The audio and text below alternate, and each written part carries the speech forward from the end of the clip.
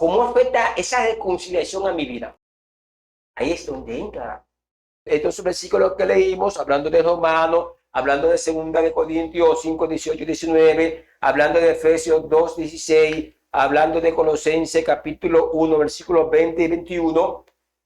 También tienen otros elementos vinculantes con la función de Cristo como mediador. Es decir, que voy a tener luego que leerlo para analizarlo. Pero me detengo hablando de Adán, porque Adán es nuestro modelo. Es decir, Cristo vino a reconciliar mi vida, pero tomando como parámetro la vida de Adán. ¿Te gusta estudiar la Biblia? ¿O quizás tienes algunas preguntas sin contestar? Pues esto es para ti. El Centro de Restauración Edificando Vidas presenta Teología desde la perspectiva del pastor Cuello. Tiene el propósito, no de destruirte, sino de acelerar el propósito de Dios para tu vida. Y con todos nosotros, el pastor Cuello.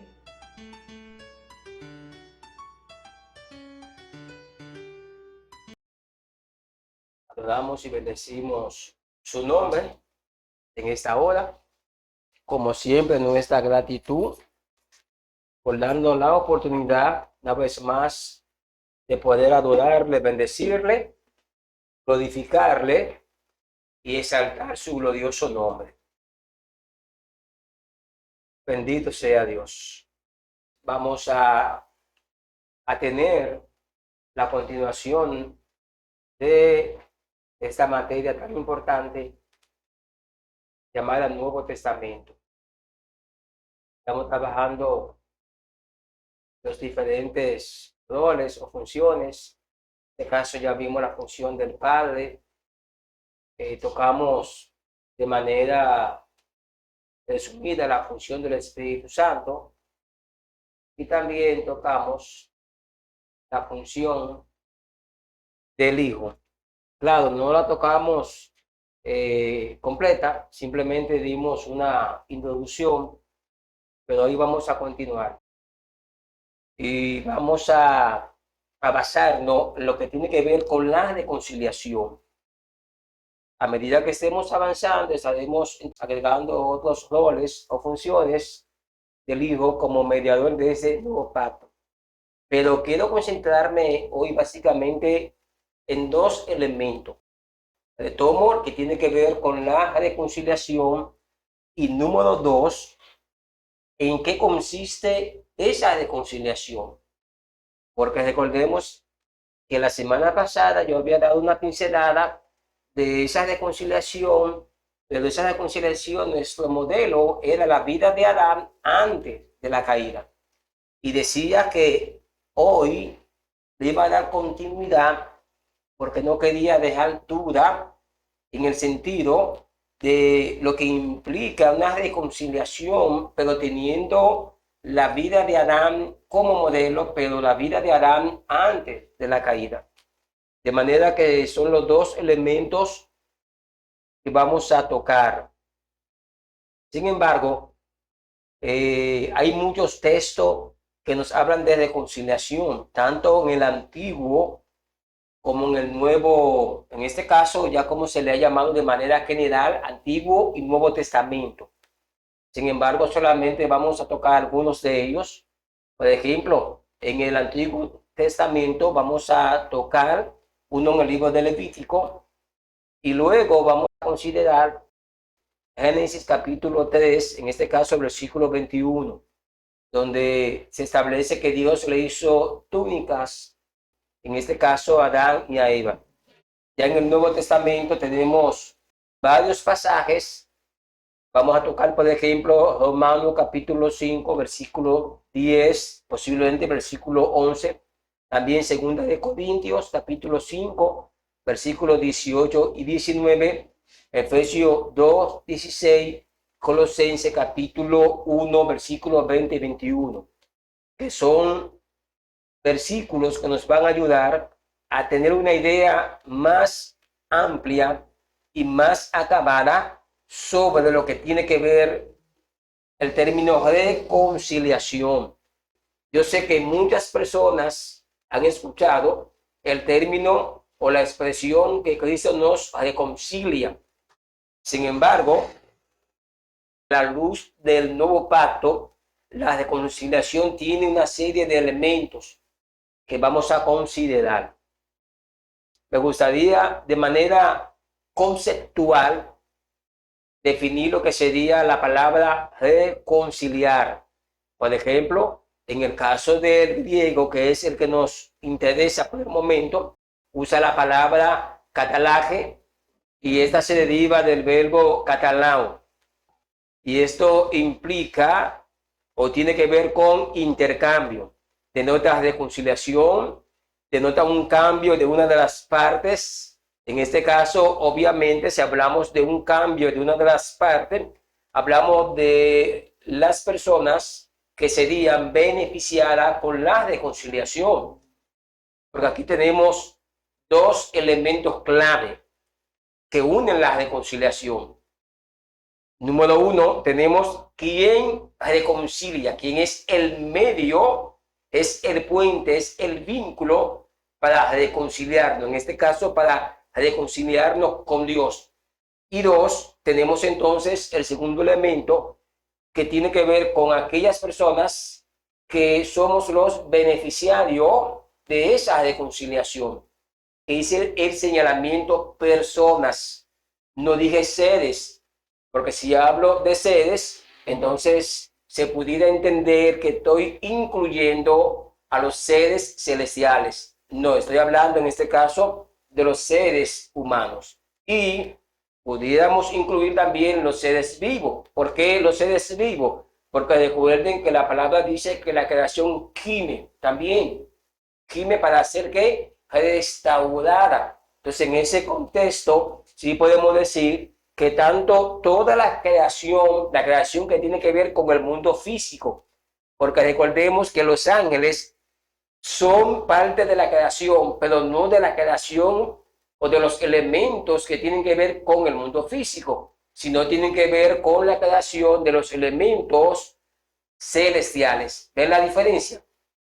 Por eso es que la reconciliación, los beneficiarios de la reconciliación, únicamente tenemos que verlo dentro del parámetro de los elementos que son parte del mundo físico. Reitero, hablando de las personas y número dos, hablando de toda la creación, pero siempre puntualizando la creación que tiene que ver con el mundo físico. Porque los seres celestiales no entran dentro de ser beneficiario de la reconciliación. Se puede decir el primer cielo. Pudiéramos decir primer cielo. Obviamente, eso es en el orden como se nos ha enseñado. Sí. Porque teológicamente, bíblicamente y hablando de creacionismo, el primer cielo sería, en este sentido, lo que nosotros llamamos el tercer cielo o el hábitat de Dios. Porque en su orden, en el orden de los elementos de la creación, Dios primero crea el cielo donde iba a ubicar los seres celestiales. Lo que sería para nosotros el tercer cielo vendría siendo en el orden de la creación el primer cielo. Para nosotros, cuando hablamos del primer cielo, ¿hablamos de qué? Hablamos de la capa atmosférica que tiene que ver con nuestro globo terráqueo. Entonces, desde ese ángulo, sí, todo lo que tiene que ver dentro de ese marco del primer cielo pertenece a la creación del mundo físico, pero hay otro elemento que también lo que está dentro del segundo cielo, que estamos hablando de todo el universo físico y los diferentes sistemas solares con las estrellas y demás astros que lo componen, también esos son parte del mundo físico, de la parte física. Pero aquí nos concentramos que cuando hablamos de los beneficiarios de la reconciliación, desde el punto de vista del alcance de la creación, solamente hablamos de todos los elementos que pertenecen al primer cielo y obviamente la tierra, porque no podemos desvincular el primer cielo que reitero, el primer cielo para nosotros sería la capa atmosférica y no la podemos desvincular de la tierra. Dicho esto, ya estamos claros que de un lado tenemos quien reconcilia, 2, tenemos los beneficiarios, 3, tenemos el elemento con quien se nos reconcilia, que es importante. En este caso, nos reconcilia con quién, con el Padre, con nuestro Creador. Quiero detenerme un momentico acá, explicar algo interesante, porque es probable que alguien pudiera decir, pastor, pero Dios crea a Adán y crea a Eva. Entonces, partiendo de esa idea, nosotros no pudiéramos estar incluidos que Dios nos creó directamente. Bueno, hay que entender lo siguiente. Dios siempre interviene en la vida del ser humano. Porque entonces uno se pudiera hacer la siguiente pregunta.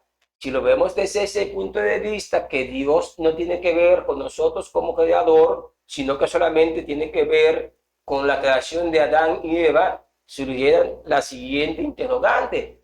¿Cómo el ser humano recibe la naturaleza espiritual si Dios no tiene que ver con el ser humano como tal? De modo que si Dios es nuestro creador, independientemente de que, claro, nuestra creación no fue de la misma manera que la de Adán y Eva, que eso hay que señalarlo, porque en el caso de Adán fue una creación desde Dios lo hizo con sus manos del polvo. En el caso de Eva, ¿sabe? Dios hizo lo siguiente, tomó una de las costillas de ¿quién? De Adán. Pero en el caso nuestro, ya el proceso de creación también cambió, varió.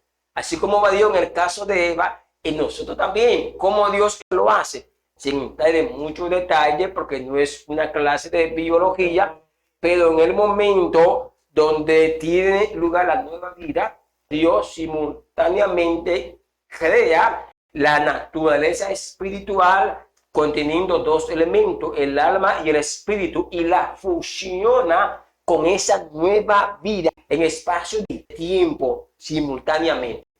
De modo, así es el proceso de nuestra creación. Por eso seguimos siendo criatura de Dios. Aclarado esto, yo creo que podemos ahora enfocarnos en lo que tiene que ver cómo somos beneficiados con la reconciliación. Porque alguien tal vez diría, pastor, pero ya yo entiendo que si fui reconciliado, soy salvo. Si fui reconciliado, soy santificado. Si fui reconciliado, soy justificado. No, es que cada uno de esos elementos, por ejemplo, la salvación, la justificación, la santificación, entre otros elementos más, son parte de ¿qué? Parte de los beneficios de Cristo medial por mí.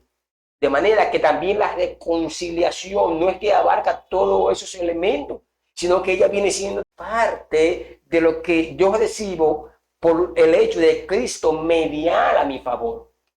Por eso no podemos verlo de manera general, aunque claro, todos esos elementos son vinculantes o están vinculados.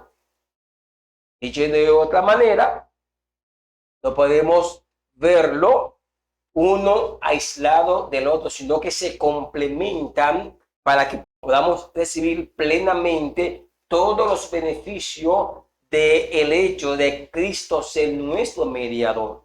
Sé que ustedes están diciendo, pastor, ¿cómo es que el Hijo me reconcilia con el Padre? ¿Cómo yo soy bendecido? ¿Cómo mi vida es afectada? La semana pasada decía que nuestro modelo de reconciliación es Adán. Antes de la caída. Pero antes de la caída, ¿cierto? Porque alguien pudiera tener la idea y decir, pastor, pero yo creo que nuestro modelo es Cristo. Sí, Cristo es nuestro modelo, pero no de reconciliación, porque puntualizo lo que decía la semana pasada. Cristo no tuvo necesidad de reconciliarse a sí mismo con el Padre, porque la función de él es venir a reconciliarlo con el Padre, y sería contraproducente que Cristo se reconciliara, incluso a diferencia del sumo sacerdote, que una vez que iba a entrar al lugar santísimo a ofrecer sacrificio por la expiación del pueblo, el primero tenía que santificarse. Pero en el caso de Cristo no fue así. Ese elemento de que el sumo sacerdote se santificaba antes de entrar al lugar santísimo no es aplicativo a Cristo. Por eso es que Cristo en ese contexto no es nuestro modelo de reconciliación, es el medio de reconciliación. De modo que vamos a entrar a hablar de la reconciliación. Yo quiero que leamos Levítico 8:15 rápido. Y aunque habla, claro, de la consagración de los sacerdotes, sin embargo, no deja de ser importante porque nos da una idea de un elemento que se usa en el Antiguo Testamento para la reconciliación. Y no solamente nos da una idea, sino es que ese elemento es parte de la reconciliación, es parte vital, es imprescindible para la reconciliación. Leamos Levítico 8:15, dice, lo degolló, y Moisés tomó la sangre y puso con su dedo sobre los cuernos del altar alrededor y expió el altar. Y echó la demás sangre al cimiento del altar y lo santificó para reconciliar sobre él. Notemos que Dios había establecido la sangre para reconciliar, pero este no es el único pasaje.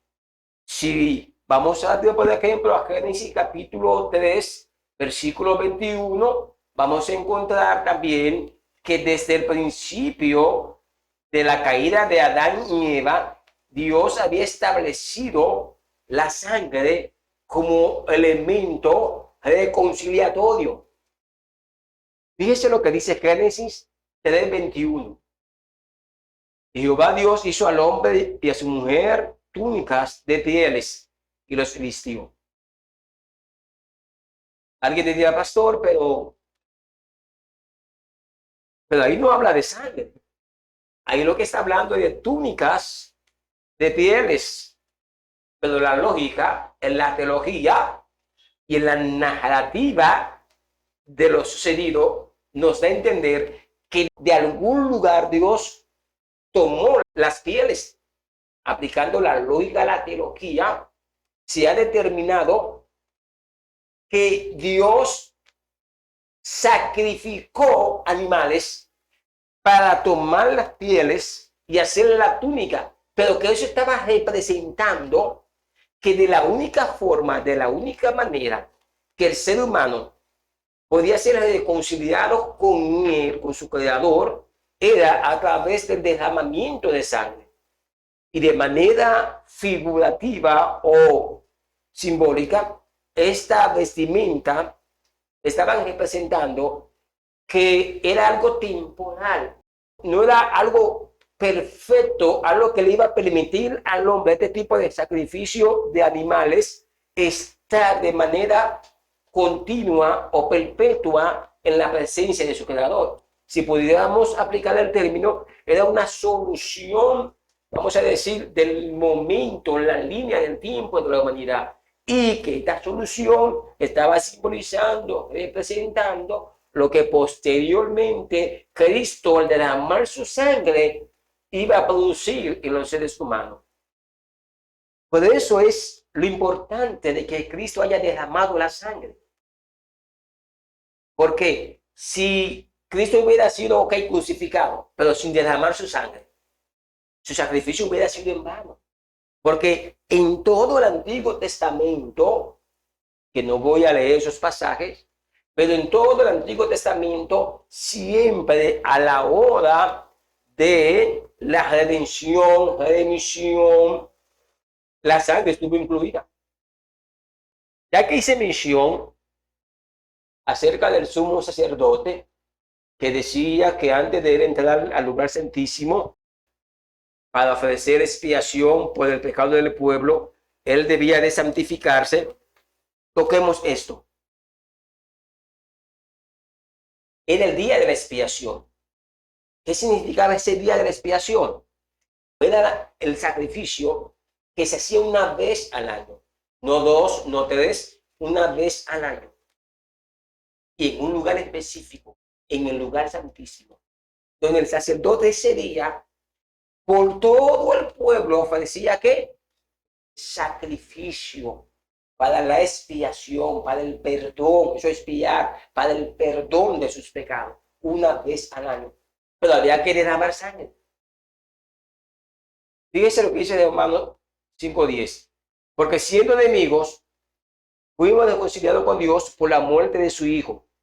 Dice luego mucho más, estando reconciliados, seremos salvos por su vida. Pero seguimos leyendo rápido.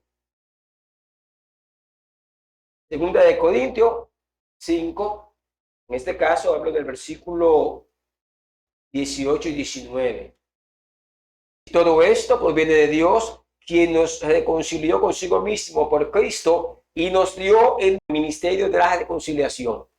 Fíjese lo interesante que tanto Romanos como Corintios están hablando de reconciliación, están hablando de que Cristo fue quien hizo la reconciliación.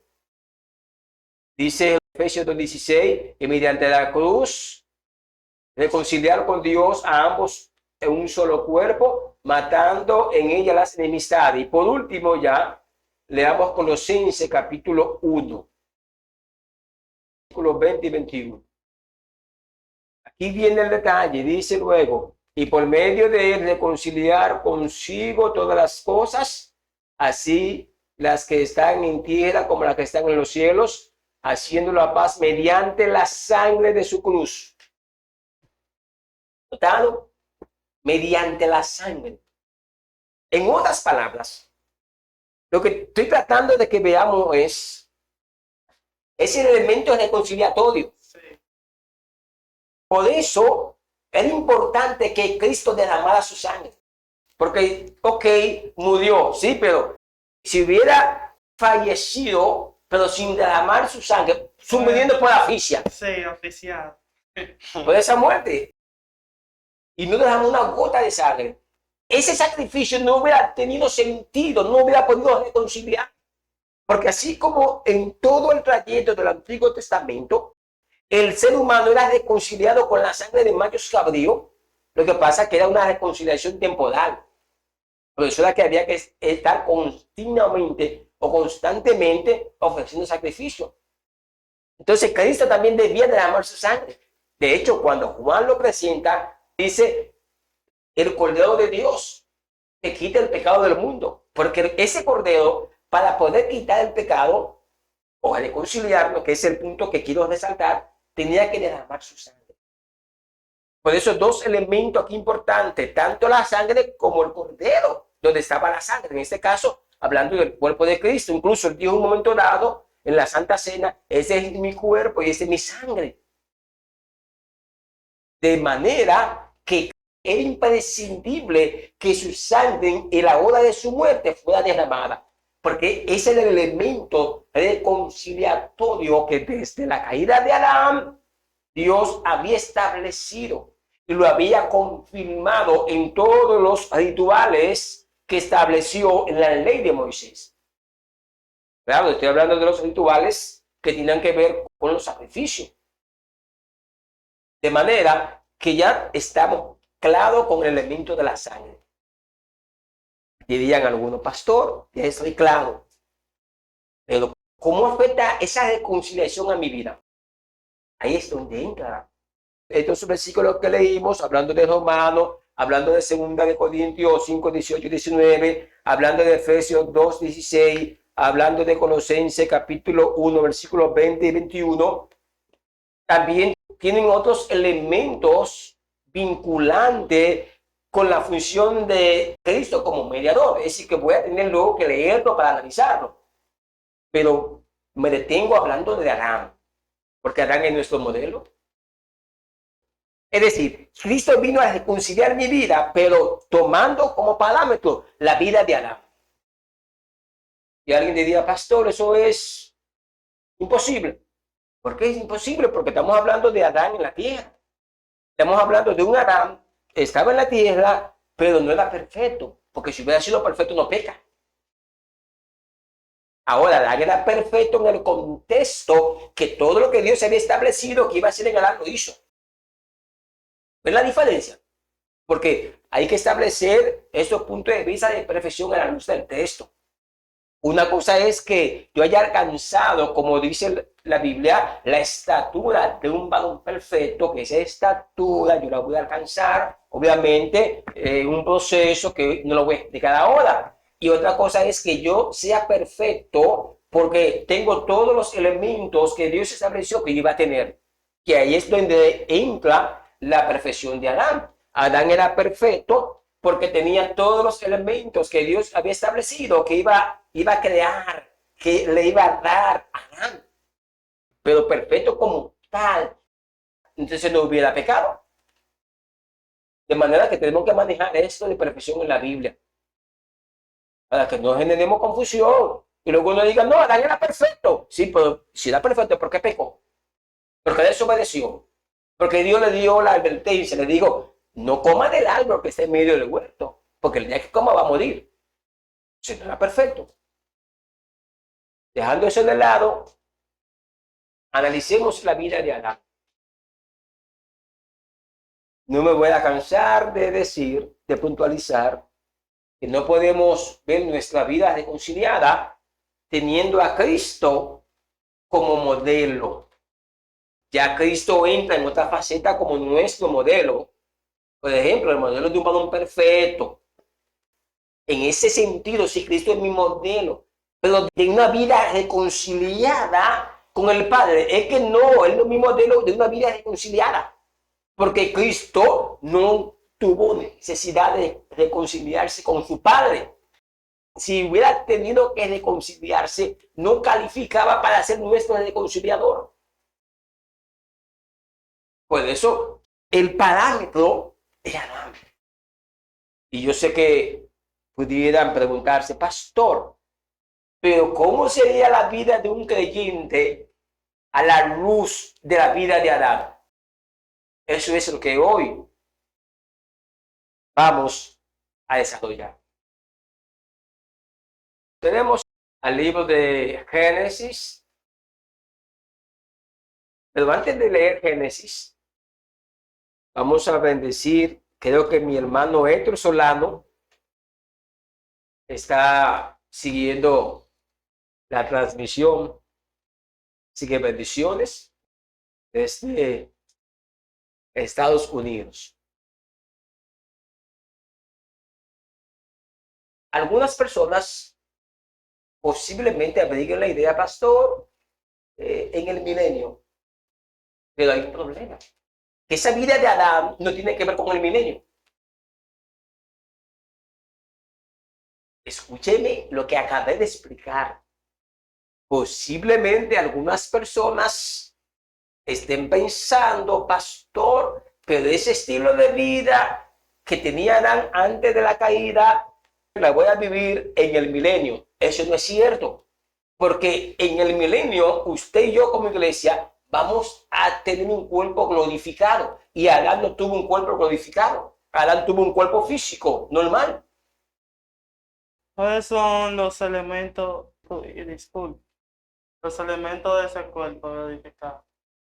Aunque no estamos en eso, pero algo breve.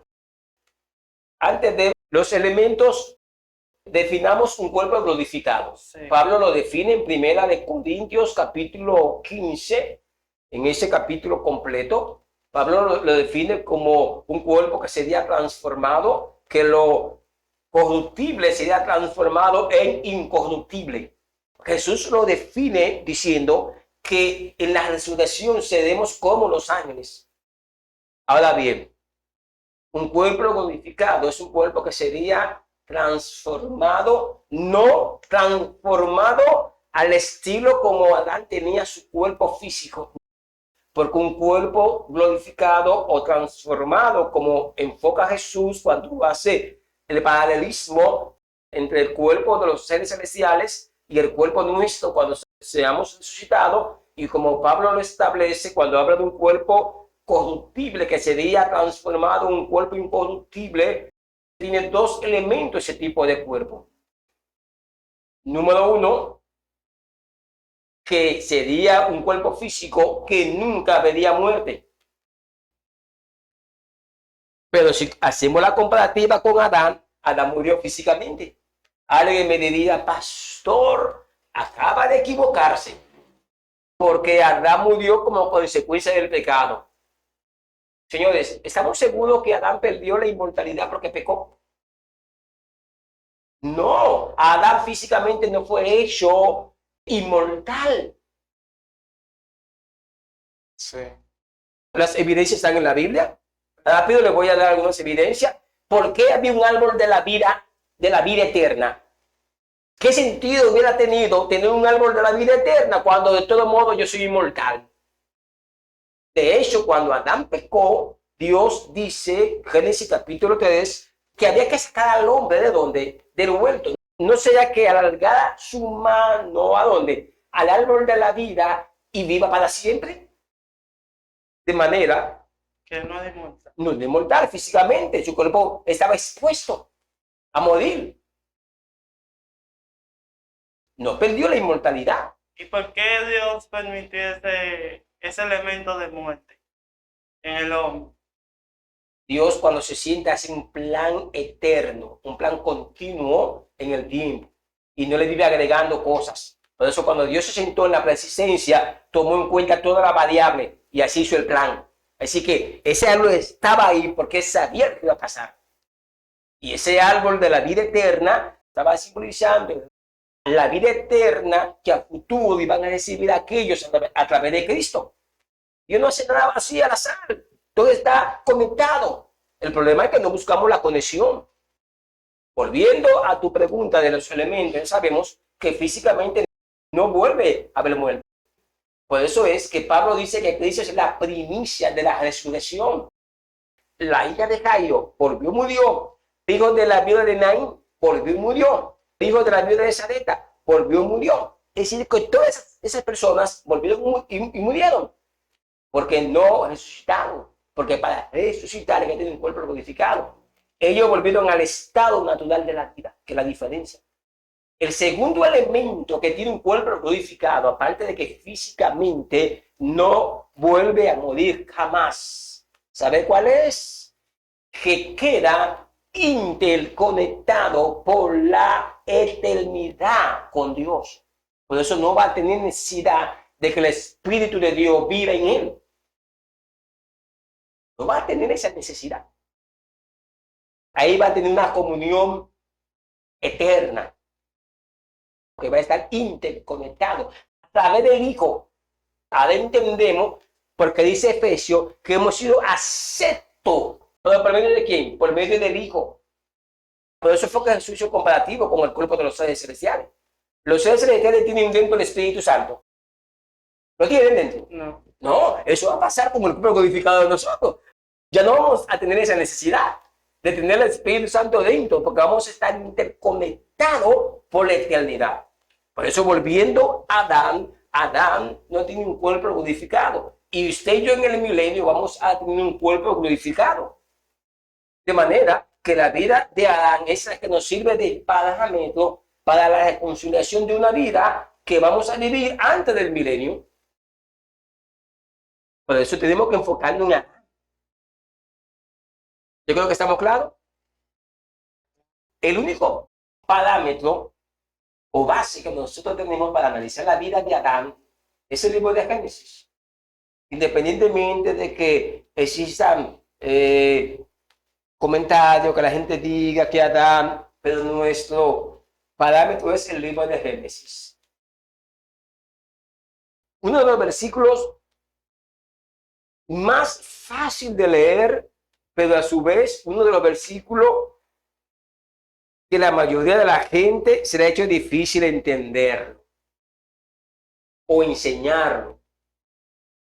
Génesis 1:26. Entonces digo Dios, hagamos al hombre a nuestra imagen, conforme a nuestra semejanza. Luego dice, señoré en los peces del mar, en las aves de los cielos, en las bestias, en toda la tierra y en todo animal que se arrastra sobre la tierra. ¿Sabe lo que este versículo está diciendo? No quisiera que me fueran a malinterpretar, porque no estoy diciendo que vamos a ser superhumanos. No estoy hablando de superdotados, no estoy hablando que vamos a tener un sexto sentido.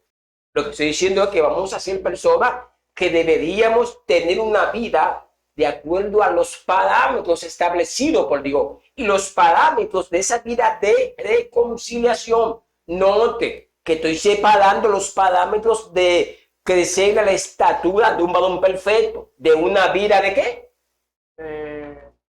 De una vida que tiene que ver con la reconciliación. Son dos cosas diferentes. Porque la vida de reconciliación es la vida que Dios espera que nosotros delante de Él podamos modelar, podamos vivir, podamos practicar. Y aquí viene el detalle. Entonces dijo Dios, hagamos al hombre de nuestra imagen y semejanza. ¿Sabe qué significa, sin entrar en mucho detalle de estas dos palabras, imagen y semejanza? Semejanza hace alusión a la palabra llana como padecer. Padecer. ¿Imagen qué es, entonces? Imagen como tipo de forma. Vamos a entrar en contexto. Fuera de Adán, estoy hablando en el momento de la creación, cuando Dios crea a Adán y a Eva. Fuera de Adán y Eva, hablando de la creación de los elementos del mundo, ¿qué? Del mundo físico. Aquí no estoy incluyendo los seres celestiales. Estoy hablando solamente de quién? De los seres vivos y seres humanos. Seres vivos, hablo de las plantas, los diferentes animales, independientemente de su especie, las aves y demás. Fuera de Adán y Eva, ¿qué otro ser, hablando, reitero, del mundo físico, qué otro ser era pensante? No había. No había. Y entonces, ¿qué sentido? Escúcheme bien. ¿Qué sentido tiene que Dios diga, Él diga, no, vamos a hacer a alguien ahora? Vamos a hacer una creación ahora que sirva como nuestra imagen y semejanza. ¿Pero para quién? Si solamente los seres pensantes que Dios iba a hacer era Adán y Eva. Hablando del mundo físico. Para que me entiendan. ¿Para quién era el mensaje dirigido? En otras palabras, es como decir, ¿quién o a quiénes Adán tenía que modelar la semejanza y la imagen de Dios? ¿A quiénes? Si los animales no razonaban, se movían por instinto, independientemente de su especie. Las plantas no razonan, qué sé yo, los grandes monstruos marinos no razonan. En otras palabras, si no había la necesidad de que cuando alguien mirara a Adán, viera la semejanza, luego voy a explicar eso de la semejanza, y viera la imagen de Dios en Adán, no tendría sentido que hasta Dios lo haya dicho. Oiga lo que Dios dice. Entonces, digo Dios, hagamos al hombre a nuestra imagen conforme a nuestra semejanza. Guardando distancia, cuando un burro mira a Adán, los burros no razonan. ¿Qué van a ver? Simplemente otro ser, todo instinto. Ellos no van a decir, bueno, mira, Adán está hablando ahora, se parece ese tono al tono como habla Dios. No. ¿Quiénes era que iban a ver la semejanza, la imagen de Dios en Adán y Eva? ¿Quiénes? Ahora vamos a expandir el radio de la pregunta. Porque lo limité al mundo, ¿qué? Físico. Al mundo físico. Lo amplío. De toda la creación. ¿Quiénes eran los que cuando miraran a Adán y a Eva iban a ver la imagen y semejanza de Dios en ellos? Los ángeles caídos. Los ángeles en sentido general. Todos. Todos. Pero una pregunta. Todos. Sí, todos, tanto los caídos como los no caídos. Ahora, si tú preguntas.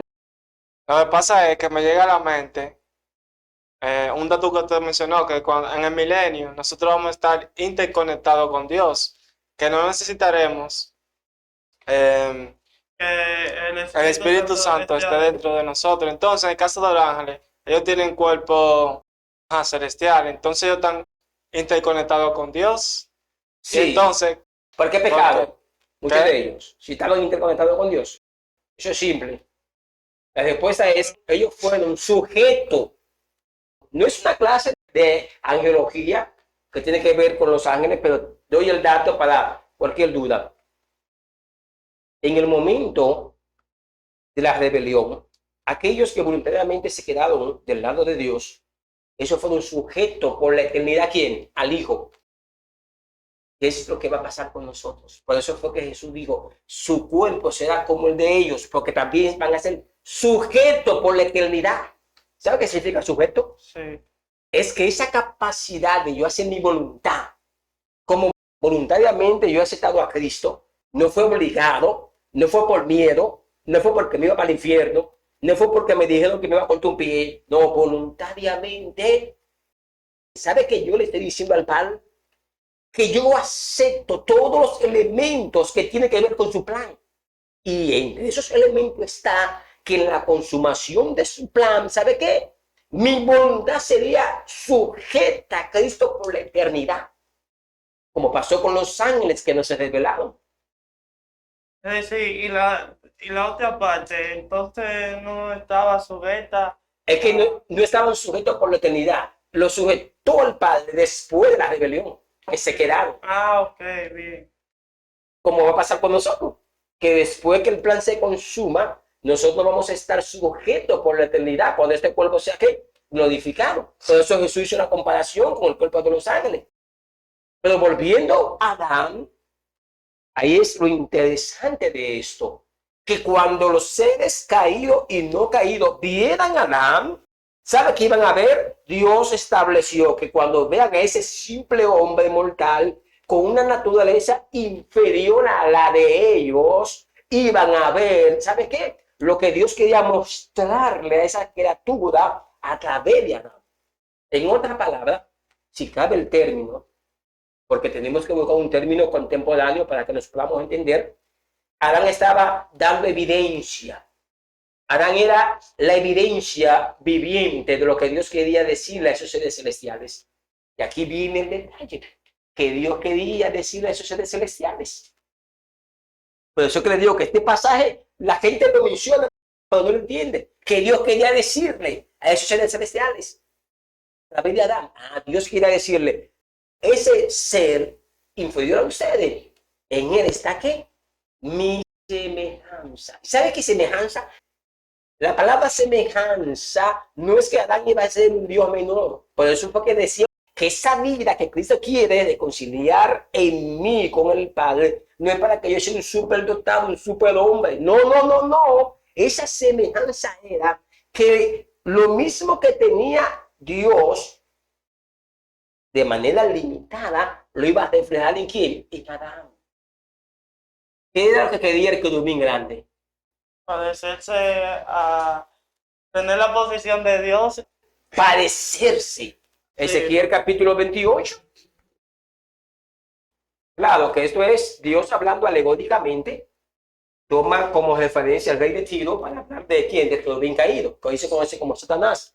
Ezequiel 28, versículo 12 dice: Hijo de hombre, levanta ellas sobre el rey de Tiro y dile, así ha dicho Jehová el Señor, tú eras el sello de la perfección, lleno de sabiduría, acabado en hermosura.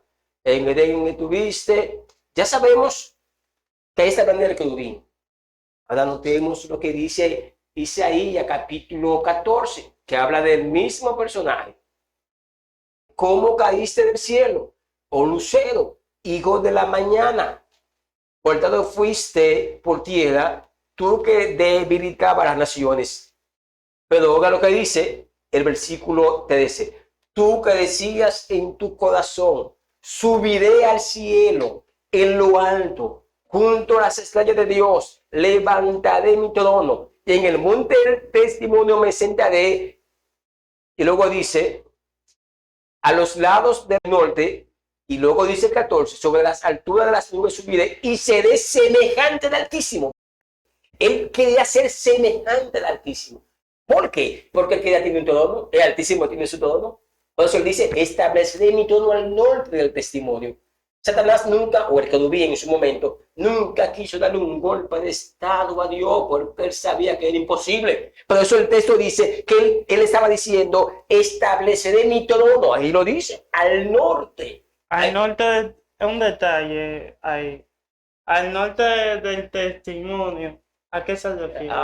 Mi hermano, aquí tenemos entonces que hablar y no es el punto porque quiero quedar con conciliación, pero te doy la idea rápido. Recuerden que Dios hizo el tercer cielo y en el tercer cielo hizo una serie de elementos donde había un testimonio, donde había un altar. De hecho, recuerden que Dios le dijo a Moisés que hiciera el tabernáculo de acuerdo al modelo que se le mostró, porque ya arriba hay un tabernáculo. ¿Dónde ustedes creen que Cristo, cuando murió, presentó su sacrificio? Allá arriba, en ese tabernáculo. El querubín toma esa posición donde estaba ubicado en el tercer cielo y dice: al norte de ese testimonio, yo voy a poner mi trono. Noten que él nunca dijo que le iba a quitar el trono al Padre, a Dios. Nunca, como algunos sugieren. Por eso dice: seré semejante. De ahí viene que dice: no, ok, ahora yo voy a ser un ser inferior, hablando de Adán, y le voy a dar un trono a Adán. Lo voy a poner que sea el Señor de la creación. Ese es el mensaje. Eso es que Cristo quiere reconciliar conmigo. Que cuando el enemigo me ve a mí, un ser débil, un ser inferior, un ser con una naturaleza llena de debilidades, que cuando me ve a mí, vea a una persona que tiene dominio, que es cabeza, que es líder, que tiene autoridad. ¿Por qué? Porque Cristo me reconcilió con su Padre y ha mediado eso. Por eso, el Salmo 8, rápido, versículo 3 en adelante, dice el salmista: cuando veo tus cielos, obra de tus dedos, la luna y las estrellas que tú formaste, digo, ¿qué es el hombre para que tengas de él memoria? Y el hijo del hombre para que lo visite. Le has hecho poco menor que los ángeles. Es de Adán que está hablando el salmista. La gente lee esto y cree que está hablando de todos los hombres. No, está hablando de Adán. Luego dice: le has hecho poco menor que a los ángeles y lo coronaste de gloria y de honra. Le hiciste señorial sobre las obras de tus manos. ¿A quién fue? Que leímos en Génesis 96, que Dios le dio señorías sobre los peces del mar, sobre los animales, sobre todo. En otras palabras, lo que anhelaba el querubín, que se rebeló contra Dios, lo que anhelaba el querubín, tener un trono, tener gobierno, tener súbdito. Ahora Dios, ¿sabe qué hizo? Se lo dio a una criatura, a un ser inferior. ¿Hablando de quién? Hablando de Adán. Por eso, cada vez que los seres celestiales veían a Adán, ¿qué veían? Veían el mensaje latente de que Dios es soberano, de que Dios hace las cosas como Él quiere y que Dios determinó a un ser inferior darle trono, darle autoridad, darle un reinado. Dios puso a Adán, ¿sabe cómo? Como el rey, como el Señor de toda la creación, hablando del mundo físico. Y en este caso, hablando de ¿qué? Del primer cielo y la tierra. De modo que eso es lo que Cristo viene a reconciliar en mí. Que cuando me ve el enemigo, sí, un ser inferior, pero ¿a quién ve? A una persona que por la mediación de Cristo tiene gobierno, tiene autoridad, tiene dominio. Una persona que hace temblar una ciudad, una persona que hace temblar un país. Cuando Samuel fue ¿a dónde? Que Dios le dijo que fuera a ungir no a David. Dios le dijo a Samuel: tú vas a ungir al que yo te diga. Recuerden que inicialmente Samuel no sabía a quién iba a ungir. Sí, no sabía, no sabía. ¿Qué le dijeron los ancianos cuando llegó Samuel? Es en paz tu venida. Es decir que hay hombres de la historia de la Biblia que hicieron temblar naciones. Elías, uno de ellos, por ejemplo. Cuando las tinieblas ven a una persona inferior a ellos, lleno de debilidades, que hace temblar una nación, que hace temblar un reino, que le da orden a la misma naturaleza. ¿Quién está viendo ahí? Está viendo una semejanza, una imagen de Dios en esa persona. Entonces Cristo viene a reconciliar ese parámetro que tenía Adán en nosotros. Que cuando el enemigo me ve a mí, vea también un ser que débil, inferior, pero al mismo tiempo ve una persona que Dios lo ha posicionado, que lo hace temblar a él mismo. Por eso es contraproducente, y hablando de demonología, es contraproducente que el enemigo en una iglesia haga lo que quiera. Sí, es contraproducente. Lo que Dios estableció en el Edén fue todo lo contrario. Interesante, como criaturas que no tenían razonamiento, obedecían a Adán, se sometían a Adán. O sea, Adán tenía autoridad. Cuando la misma Eva veía a Adán, cuando los demás seres celestiales veían a Adán, ¿quién veían? Veía a un hombre que Dios había posicionado. Y ahora uno nota que te están hablando de que te empodere. ¿Que te empodere de qué? Si Cristo ya te empoderó. Sí, Michael. Me imagino que la vida de Adán y Eva después que pecado fue bastante difícil porque la creación como que también hubo como un cambio completo en la creación. Me imagino que los animales empezaron a ser violentos, no empezaron a obedecer porque ya Adán había perdido el señorío. Claro, fue afectado. Tú podías hablar de muchos elementos de la imagen, de los atributos, ¿cómo se le llaman? Atributos morales o atributos comunicables. ¿Cuáles son los atributos morales o comunicables? Son los atributos que Dios podía sintetizar y compartirlo con el hombre. ¿Hablando de qué? El amor, ¿qué más? La paz, la santidad, la justicia, la misericordia, mansedumbre, la bondad. Esos son los atributos comunicables o morales. Pero no voy a enfocarme en esa parte porque teológicamente cuando usted va a cualquier otro instituto o escucha una conferencia de esos atributos, le van a decir que Dios lo compartió en el momento de la creación. La gente maneja eso. Yo quiero enfocarme en algunos elementos que no son comunes que se hablen de la imagen. Porque ya sabemos que la semejanza tiene que ver con qué? Dominio, reinado, ¿cierto? Ahora, la imagen tiene que ver con lo que Dios compartió de esos atributos con Adán, que también nosotros lo tenemos. Vamos al capítulo 2 de Génesis, para que podamos tener una idea. Reitero, son muchos elementos que envuelven la imagen, hablando de todos esos atributos morales o comunicables, que le mencioné algunos. Reitero, amor, justicia, paz, santidad, misericordia, bondad, mansedumbre, entre otros.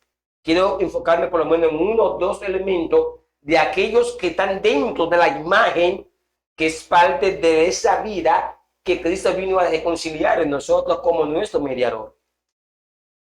Dice Génesis 2, ya a la altura del versículo 4, dice la creación del hombre y la mujer. Dice ya a partir del versículo 7, entonces Jehová Dios formó al hombre del polvo de la tierra, eso lo sabemos, y sopló en su nariz aliento de vida, y fue el hombre un ser viviente. Aquí me quiero. Con ese solo versículo, déjenme explicarle esto. No sé si ustedes recuerdan que en un momento dado yo le había dicho de seres vivos y seres vivientes. Y le hablé de seres vivos de las plantas, los animales, independientemente de la especie. Note, Dios hace al hombre un ser vivo. ¿Qué significa esto? Primero lo hace ser. Exacto, que el hombre físicamente como ser vivo, su estructura, su composición biológica era similar a la composición, hablando en sentido general, era similar a la composición de los demás seres vivos. ¿Me explico? Si nosotros analizamos de manera biológica la estructura de los seres vivos, vamos a ver que la vida siempre inicia ¿con qué? Con la célula, independientemente de que sea un organismo unicelular o no. Pero la vida de todo ser vivo inicia ¿con qué? Con la célula. ¿Qué implica esto? Que independientemente de que estemos hablando de célula animal o célula vegetal, el elemento en común de los seres vivos siempre será la célula, todo el tiempo, no la sangre.